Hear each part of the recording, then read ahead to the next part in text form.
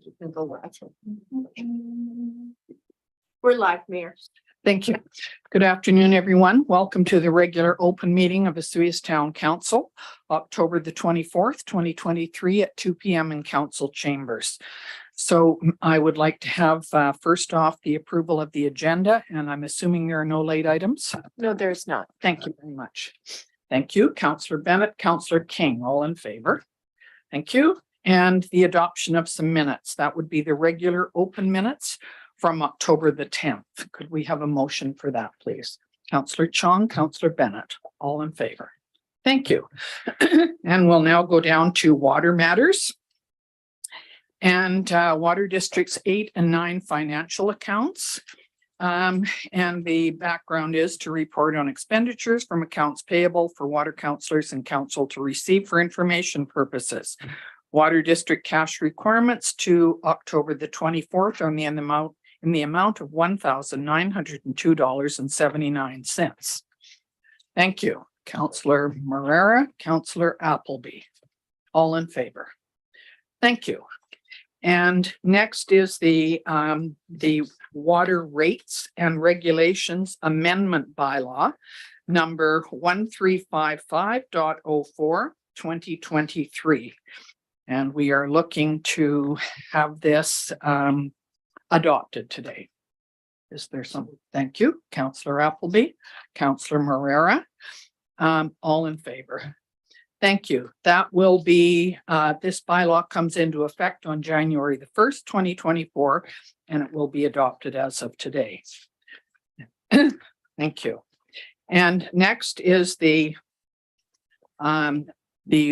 bylaw to amend the Osoyoos Water District Rates and Regulations bylaw number 1375.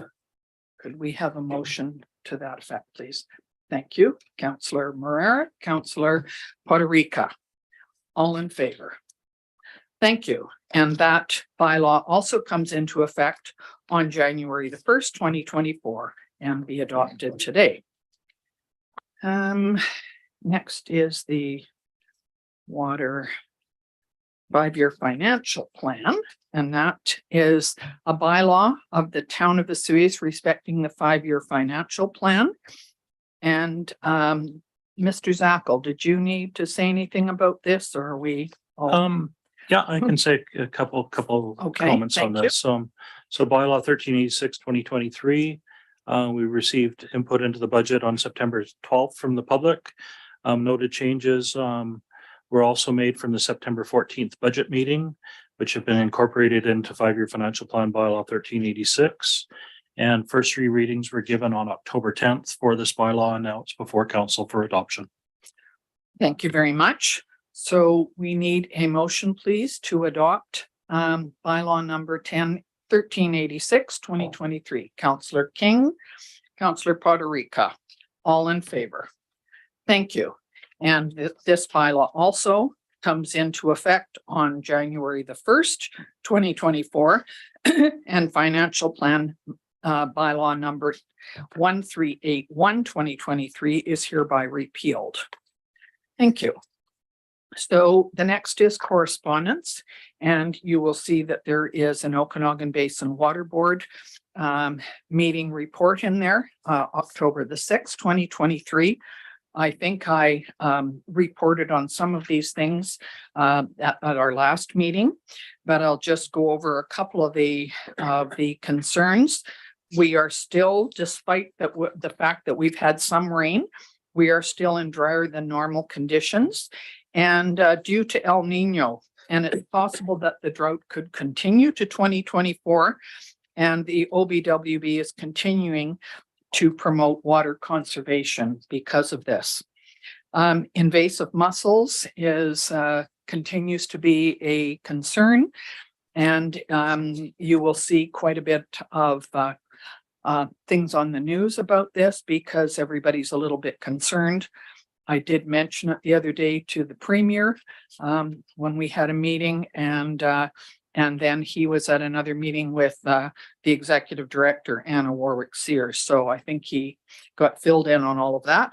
And the Water Board annual report is available online.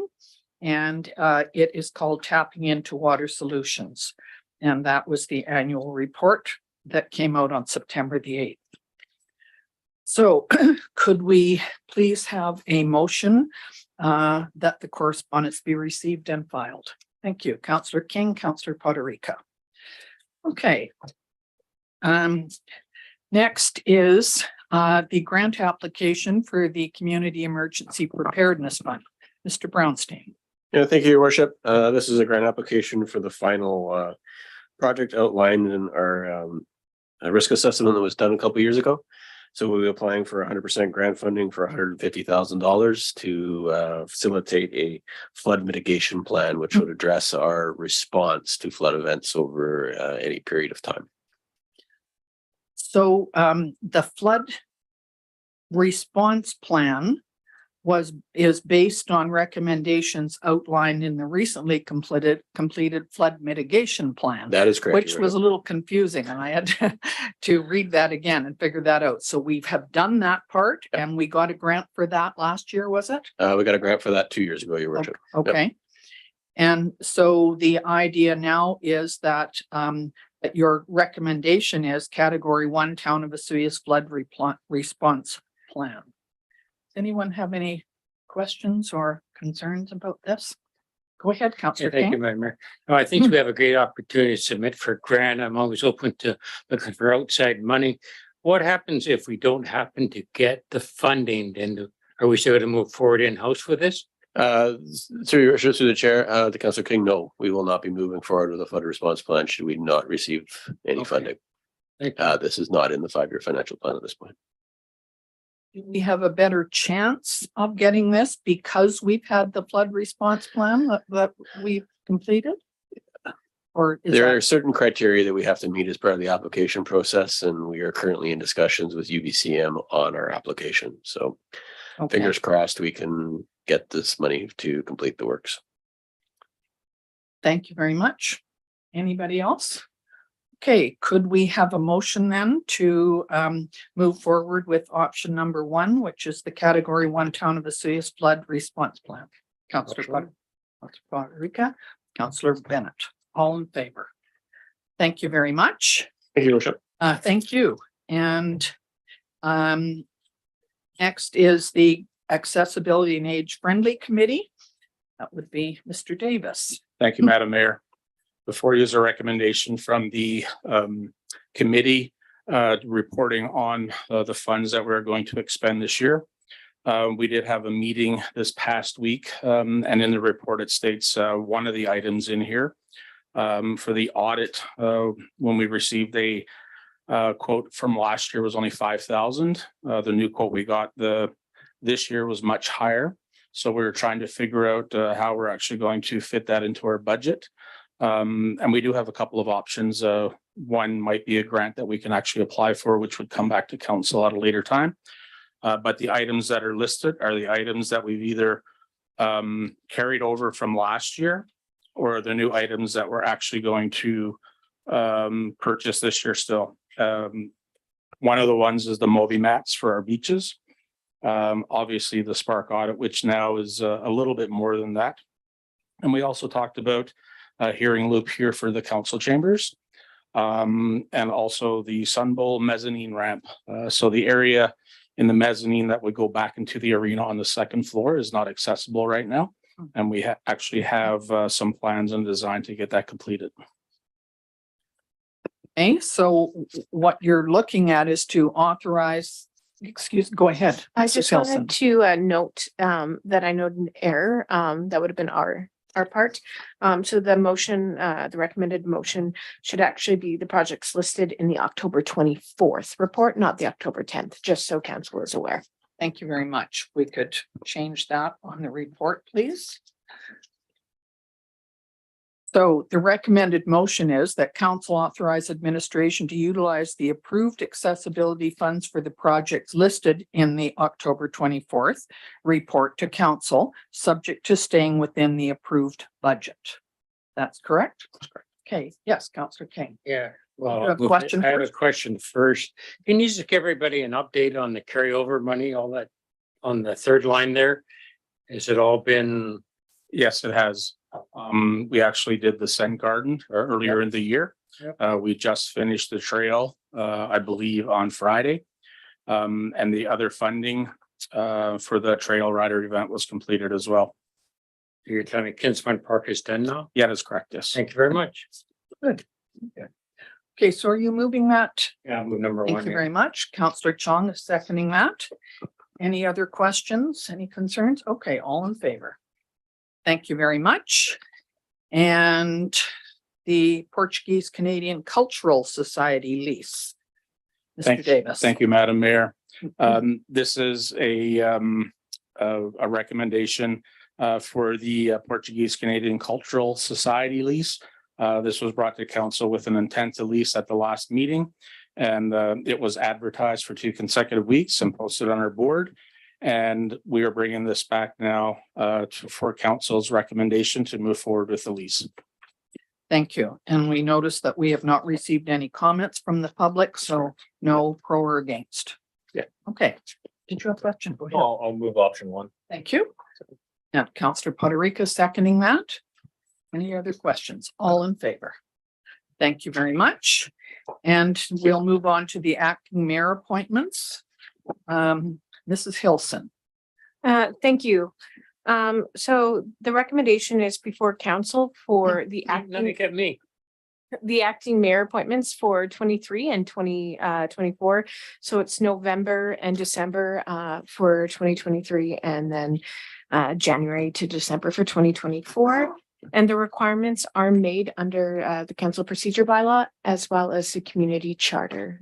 So the acting mayor does act in the place of the mayor when the mayor is absent or unavailable to take on the duties of the mayor for the public's information. So the recommended resolution is before council for their consideration.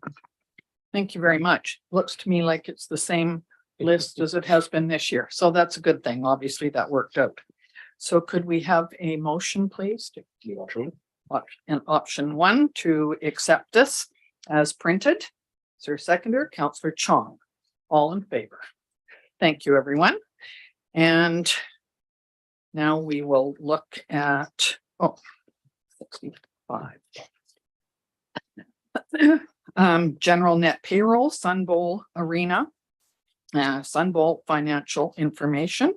So, we have total expenditures for accounts payable for council to receive for information purposes. General cash requirements, $574,058.79. Sun Bowl cash requirements of $3,814.82. And net payroll accounts of $119,101.79. Someone like to do that? Counselor Poderica, Counselor King. All in favor. Thank you.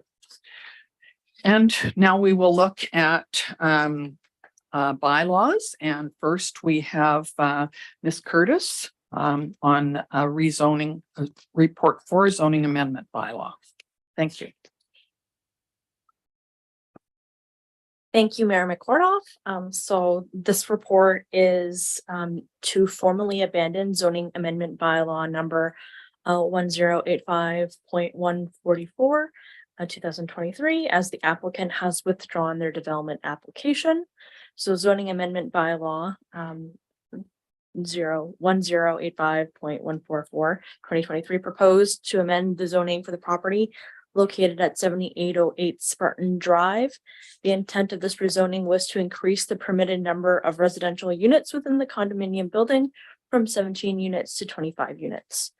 And council originally received and approved the application back in June 28, 2022 for the 17 units. And since then they've come forward with this, and now they have decided to withdraw their application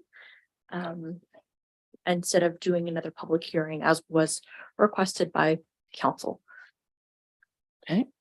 So administration is looking to move forward with option 1, essentially, that zoning amendment bylaw be abandoned. Can I ask, does this mean that it could come back at a later stage in a different form, or do we know? So the applicant would have the opportunity if they wanted to rezone their property again to bring a new rezoning application. Okay, But they indicated that they would just like to go forward with the the approved zoning that council priorly approved, I think Okay. earlier this year. yes. Okay, thank you very much. So we need a motion, please, to that recommended motion. Counselor King, Counselor Poderica, Question. go ahead. So if I understand right, then they could still, they're still legally can go ahead with their 17 unit. Correct. Thank you. Any other questions? All in favor? Thank you very much. Okay. Next is the permissive tax exemption bylaw. Mr. Zackel. Thank you, Member Kordoff. So permissive tax exemption bylaw 1387/2023. Recommendation is for council to adopt this bylaw. This bylaw received first few readings on September 26th, and notices have been published in the Times Chronicle of the estimated 2024 permissive tax exemption amounts in the October 5th and 12th issues. So at this point, I'll pass it back to council for consideration of adoption. Thank you. Are there any questions? Would someone like to make a motion, please, to that it be adopted? Thank you, Councillor Poderica, Councillor Bennett. All in favor? Thank you. Thank you. And next is the Community Services Advisory Committee meeting minutes. It was on August the 1st. I'm assuming there hasn't been one since then. Counselor King, you were at the meeting. Is there anything that you wanted to say about this, or were we just going to receive it for information? Just Well, I'm really open for questions. We have very active meetings and good discussions. We did have a presentation from the pickleball club, which I think you've already had an update from, where they'd like to build a couple new courts. Mhm. And that's was the biggest project for discussion. A great presentation. And that's about it, unless you got some questions. Does anybody have any questions they would like to ask Counselor King, who happened to be at the meeting? No? Have you had another meeting since then? Because this was a couple of months ago. No, we had the advisory committee last week. Okay.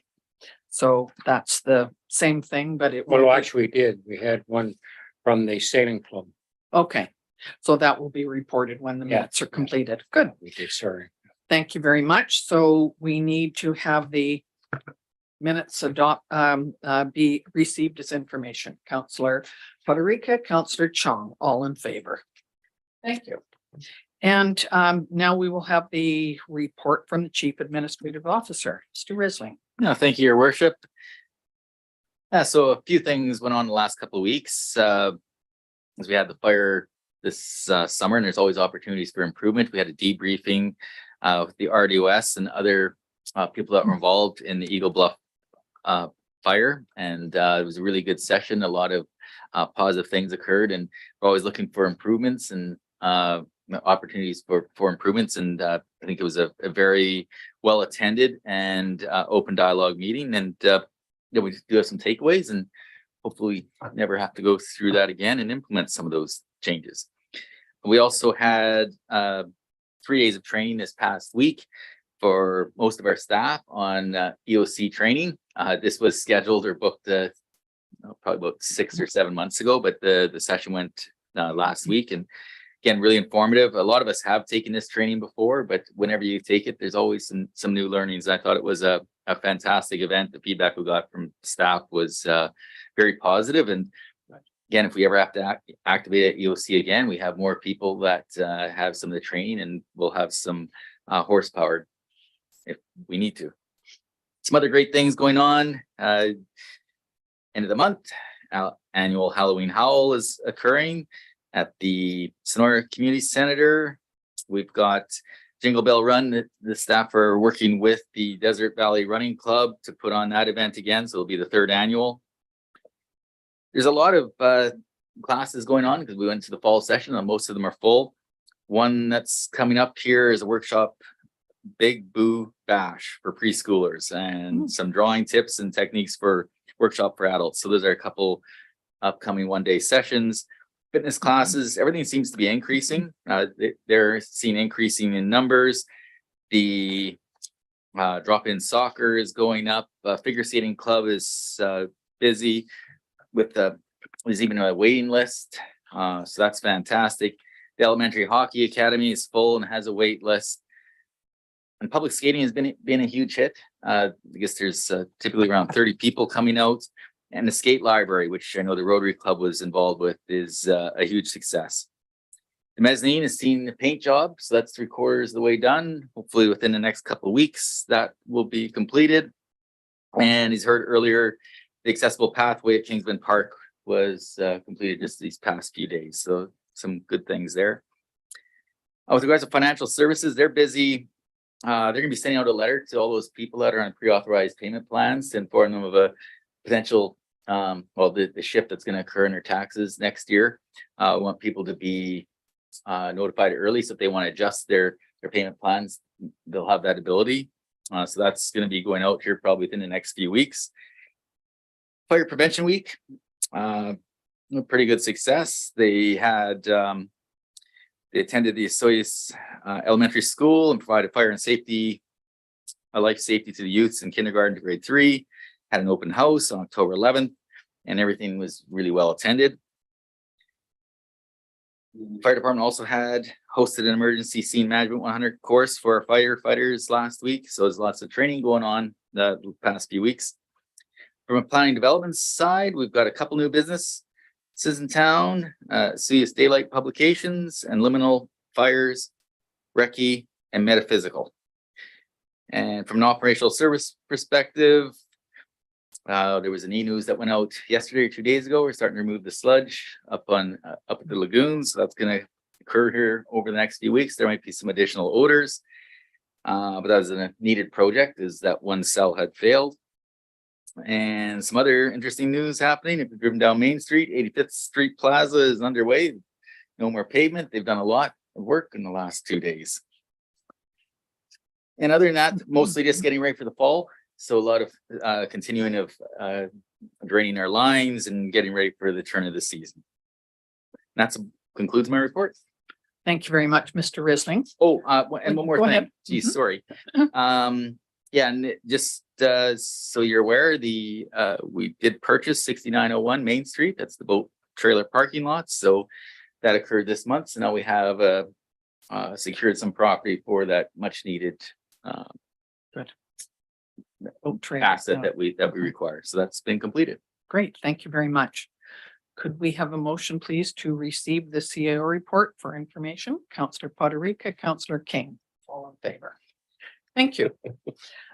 Okay, council reports. Councillor Chong, you're first. Thank you, Your Worship. October 11th, attended a welcome with Conservative leader Pierre Poilievre at the Osoyoos Wildlife Federation Clubhouse. Really cool to see Osoyoos kind of pop up on the national level. So I encourage everyone to check that out and Google some of the media from there. October 20th, I think we all, except for Council Poderica, attended the Chamber of Commerce breakfast. I was only there briefly because I had to work, unfortunately, but well-attended event. It was really good to see community leaders come out together and they had some. I was only there for one speaker, but from what I heard, some fantastic speakers. And then later on that day, we attended the town hall with Premier David Eby, and again, lots of great questions and good to see community leaders come out for that as well. That concludes my report. Thank you. Councillor Poderica. Thank you, Your Worship, and you seem to follow along Councillor Chong the last couple of weeks, but on October 11th, attended the event at the Osoyoos Wildlife Federation. Great to see some of the work that they've done with their membership last year, trying to enhance their facilities a bit. Some of those facilities have been pretty dated in the past, and so they've been doing a lot of work up there the last couple of months. Did have an opportunity twice actually that day to meet with the leader of the official opposition in Ottawa. So Pierre was in the Valley, and then on the 20th had the opportunity to attend the Rural Town Hall with Premier Eby and MLA Rory Russell. So yeah, that was a good couple of weeks. Yeah. Councillor King. Yeah, thank you, Madam Mayor. October 16th, I attended the Community Futures Directors Board meeting. I'm now become a Director of Community Futures. So hopefully I can help support some small business here trying to get some funding. On the 17th, involved with the chamber in their business walk down Main Street. We've got quite a bit of Main Street done, found it quite interesting with the feedback, and I'm sure the chamber will be coming forth with their report, so that'll be great to hear. On the 19th, went to the Advisory and Age Friendly Committee meeting. Again, more likely one of the best meetings and most input. It was a full board attendance that day, so there's great questions, great input. We did have a presentation from Peter from Desert's Son, want to know if some of our committee come spring could take a look at their facility to see if it needs some improvement for accessibility. So that would be a great partnership moving forward. And then along with Councillor Chung and Councillor Puerto Rico and the mayor and Councillor Bennett will all attend the breakfast being put on by the chamber and the community futures. Again, I think well received, about 40, 50 people there. And then in the afternoon attended with the premier and MLA Raleigh from our representative from this area. Where, like Mr. Chung said, there was a lot of great questions and answers and good feedback. And hopefully that'll help recognize the importance of our hospital and health in our region. That's my report. Thank you. Councillor Bennett. Thank you, Madam Mayor. Again, October 16th, did a walkabout with the Chamber of Commerce, and I did a lot down along the Motel Row and Motel Strip. And again, a lot of the stuff that was discussed was the stuff that's come out is the huge financial loss they had in the shutdown from the fires. And of course, the forest fire media continuing to show media pictures that the fire was still here when it was over. I think also there's staffing shortage and housing affordability, which we expected when we did the tour. Basically then October 20th, South Okanagan Chamber breakfast with everybody and the meeting with the premier. And then October 23rd, last night, we had 2023 Trails of the Okanagans AGM, and I was reelected to the board. And we now have 144 members and 2,358 followers that are care about the rail trail. So Wow, that's my report. that's good. Thank you. So it sounds like we've all had sort of a busy past 2 weeks, right? So I was also at the chamber breakfast on Friday morning. My job was to talk about ETSI-BC, where I'm a director. That's Economic Trust of the Southern Interior. And then there were 3 other speakers as well, where it was very interesting. Community Futures and the BC Economic Development Council, and the other lady was from rural BC, BC Rural. And that was interesting. Also in the afternoon, listening to the premier, who seems to have a pretty good handle on just about any topic that you give to him. And I know that there were lots of questions. I'm assuming some of them that didn't get answered would be answered via email. The next morning, on the Saturday morning, I had an opportunity to have breakfast with our MLA, our premier, and Chief Louis, just for a half an hour. And so I talked about some of the concerns that Osoyoos had. One of them being the fact that well, I first of all thanked him for the grants that we have received, and said that because of our doing our asset management and looking at some of the water and the wastewater concerns that we had, we were finding that it was costing quite a bit more than we'd originally bargained for. So I just wanted him to understand that while we appreciate it, we're going to continue to need some help.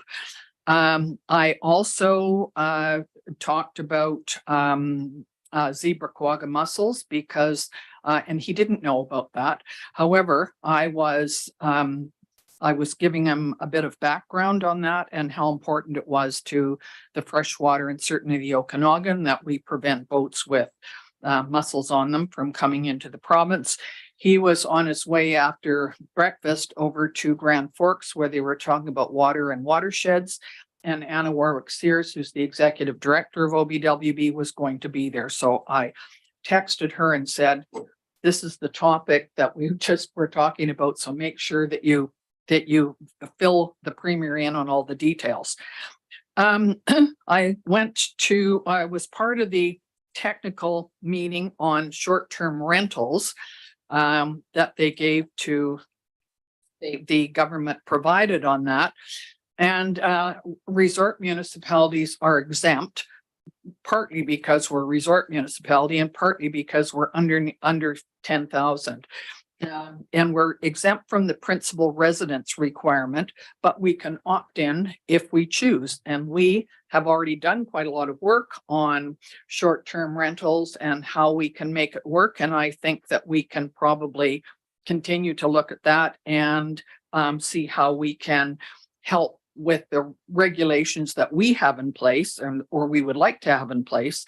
And I know that there's going to be lots and lots of talk about this for a while, because as was pointed out, when you've seen one small town, you've seen one small town. And so everybody has slightly different concerns, but I thought it was a good start for the government to bring this up and realize that it needed to be addressed.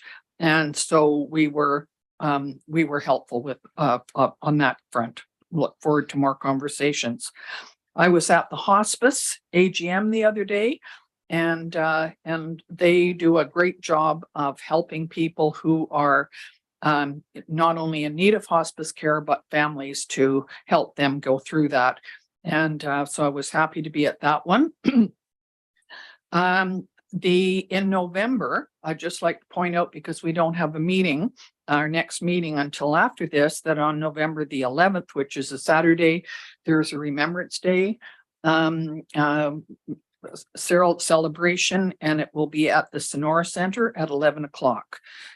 So everybody is invited to attend that. It's usually a full house for sure. And I know that the Serious Festival Society had a recent meeting where they're talking about Christmas light up. So there's lots of things going on, and that's on the 1st and 2nd of December. There is a parade on the 1st, and I'm certainly hoping that members of council will have their Christmas lights on around their neck and attend the parade. You're certainly welcome to do that. There's also a Kiwanis breakfast the following morning, or not a breakfast, it's a craft show down at the Legion. Their Market on Main is putting on a Christmas market during the parade from 4 till 7. And there's also on the 1st is breakfast for Toys to Tots, from Toys for Tots to Teens, which is a free breakfast at Smitty's, and it's on from 7 in the morning until 10. So lots of things on at that time, and we will, I'm sure we'll get more information. I also see that this weekend it's the and I'm not sure if I'm going to get the name right. It's this Saturday and Sunday down at Gyro. Does anybody know the exact name of it's the All Hallows Eve. All Hallows Eve. Yes, All Hallows Eve. And I'm not sure whether they are dressing as witches and going out on their paddle boards. They've done that in other years, but I think last year it was too windy and they all got wet and they were in pretty quickly. So that'll be a good event on Saturday and on Sunday down at Gyro. And that's all that I had for my report. So I will now move into the in-camera section that, pursuant to section 91 of the Community Charter, a part of the council meeting may be closed to the public if the subject matter being considered related to one or more of the following. Section 91C, labor relations or other employee relations, and 91G, litigation or potential litigation affecting the municipality. So could I have the meeting move to the in-camera, please? We need to take a vote on that. Yeah. Could we have a motion? Thank you. Councilor